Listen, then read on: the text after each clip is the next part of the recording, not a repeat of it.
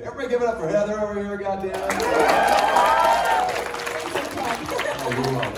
So this morning, I got to see a really cool moment. The moment when Corey Taylor met Barry Bostwick. Oh my God. It was brilliant. It was, I freaked out a little bit, because I mean, I saw him yesterday and I went, you know, like, because I'm a fan, just like you guys, man. And I was just like, that's Barry Bostwick over there. And then they were like, go talk to him. I was like, no, I'm gonna fucking do that. What are you, nuts? So then, I made the mistake of telling these motherfuckers, and then they go over and they get ready to come. So I'm in the middle of signing something and, you know, trying to be cool, trying. And all of a sudden, this very large, sweet man comes over and he's like, Corey! And I just went, woo!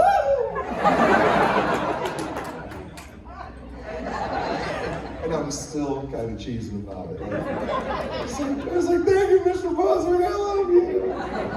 It's so ridiculous. So I owe you. Like that's, I'm coming for you. Oh, God. I'm gonna find somebody that makes you freak out like that. It's gonna happen. I mean, I'm freaking out right now, kind of, but I'm keeping it together. Okay. It's just me. I know. I smell. You guys, I mean, Just most of you a guys just smell me just walking through that little, what the hell was that? Your first Spooky Empire, if I'm This is correct. my first spooky, man. I think it's pretty cool because, you know, not only are you in some of the greatest bands in the entire fucking world, if I can curse, but, you know, you're also into the whole paranormal scene as well. You've written books about it. Yeah. And on top of that, you also recently released DVDs about some of your favorite horror films. Yeah. So I was wondering, was there a horror film that didn't make the cut? Was there a film you're like, uh-oh? Oh, gee, I mean, there had to have been, you know, like, because, I mean, when you're into the genre, you're into the genre. Like, you know, I mean, when you were growing up at least, there wasn't such a thing as like carving up the genre. There was just horror, you know? I mean, you could look at movies like Aliens and go, oh, that's more sci-fi horror and stuff, but for me, it was just scary as shit, you know? I mean, it was cool, but it was just scary, you know? So for me, there's so many great horror movies that are so underappreciated. I mean, I'm wearing a t-shirt for one right now that doesn't get nearly enough love, man. And I've argued this with some of my friends for so long, and they're like, it's not about that. It's like, yeah, Michael Myers isn't in it. I'm one of the biggest Michael Myers freaks on the planet, but you take Halloween 3 off that and just call it Season of the Witch, and it would have been massive, man. And to this day, I get in arguments with people about it, and well, I get in arguments with people a lot, anyway. But it's when you're so passionate about something, it's like trying to explain Trig to someone who is just staring at you like a rock, you know? And it's hard sometimes to be a horror fan because some people, it's like being a wrestling fan sometimes. Like people are like, they'll look at you like, okay, you know it's fake. It's like, you know, movies are too, dickhead.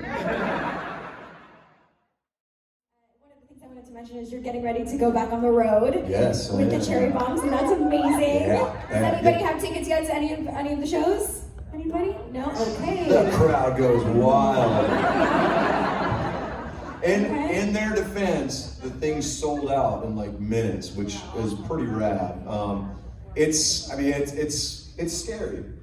It's a scary time, man. You know, even doing something like this, which we're all very stoked, and we're all doing our best to do the right thing by each other, health-wise, protection-wise, and whatnot. And it's important to remember that as we start to grind the rusty gears of getting real life back on track. And for me, doing that means putting on a show that I've never done before in a way that's never been done before. And hopefully that leads to getting back to a sense of normalcy. So for us, putting something together like this, we had to make sure that we were doing it correctly, and we were doing it in a way that was respectful not only to the situation that we're dealing with, but also respectful to the people who work for us, to the fans, to the band, to everything. And doing that is like spinning plates at the same time while trying to tap dance. It's not easy, and trust me, I've tried, and I'm still paying for those dishes. But if we can make those steps to get there, then that will lead to bigger and better things once the world starts to open up, once we turn that corner, and I feel like we are. So It's, right now, you can feel the world starting to take a deeper breath because we're here. And some of us didn't make it, but for the best interest of everyone who's here, we are going to make sure that we don't make the same mistakes twice. Am I right? Does that make sense? Oh, man. There's a lot, obviously, my goal right now is to be able to bring younger bands and really push the next generation. Hopefully, in the next couple months, we're going to be announcing something that could be coming this way towards the end of the year. And we're hoping that we will have Fever 333 with us and Code Orange. And and they're two great bands, two great up-and-coming bands. And it is the job of the older generation to put forth the newer generation, because that's how this genre stays alive. That's how the music stays alive. It's a lot like horror, the great thing about horror is that it's so inclusive that the older masters have been able to work with the newer directors, the newer writers, to be able to bring newer things to the forefront. And that's our responsibility as well, for a band that is in a position that we can headline, to bring the newer bands and to unleash them on an unsuspecting public. And that's what's rad about it. So hopefully soon you will be getting email blasts, the Pro Tools rigs, the boards, things like that. And all of a sudden he was just like, we just lost an entire hard drive. And we're like, what are you talking? That was a month's worth of work. And we would have to take it to a specialist to be able to kind of pull it up, but there would be things missing. And I don't know if I talked about this in the book, but the loop at the end of, before I forget, of Vermilion, that loop, that happened while we were tracking, and we couldn't get it to stop. So we just hit record. It was like, well, we got to document this. This is weird. And we didn't do that on purpose. We just started kind of playing around and like cutting things in and out. And we did that for probably about 15 minutes. And we only took a little chunk and stuck it in there to kind of lead into Vermilion Part 2. But yeah, that stuff happened all the time, like to the point where it was driving us nuts. So when we left that place, man, we couldn't get out of there fast enough. We were just like, get back your shit, just leave it. We're fucking gone. It was gnarly. So yeah, so that place by far, and there's a reason I don't go back there, man. It's like people have been like, you come down and do it. And where you recording?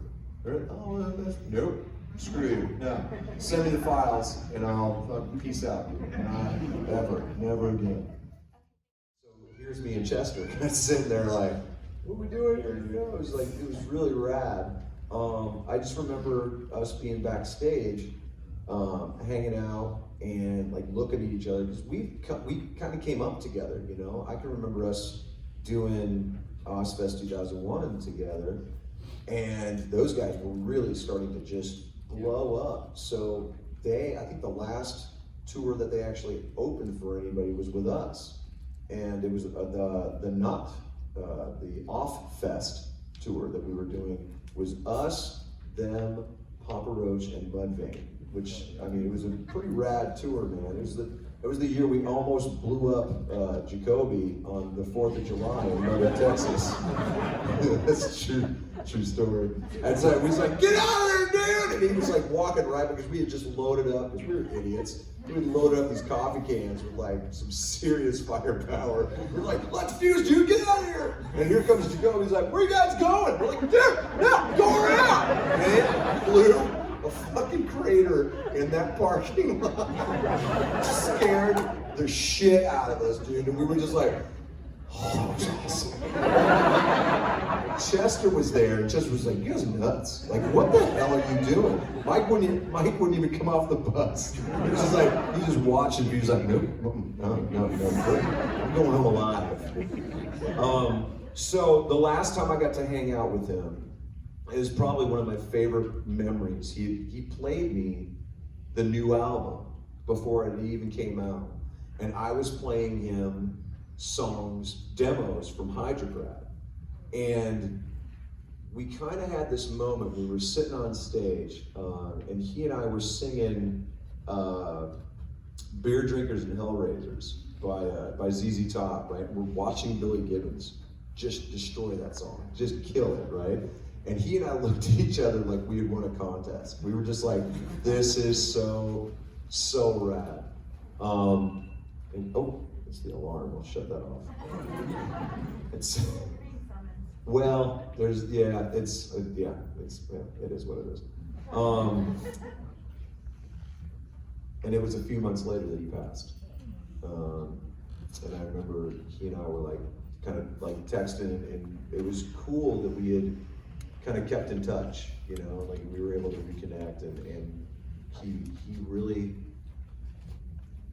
that's the tough thing about mental health sometimes, is that we keep it pretty close to our chest sometimes, you know. We don't let a lot of people know when we're hurting. And my biggest thing from that has been to encourage people to talk about it. Like it may not seem like it will help, but it absolutely does. It absolutely does. Even if it's a friend, doesn't have to be a therapist.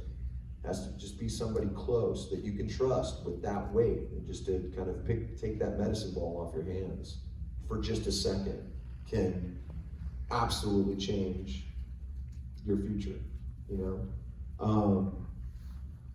He was a rad dude, and I miss him.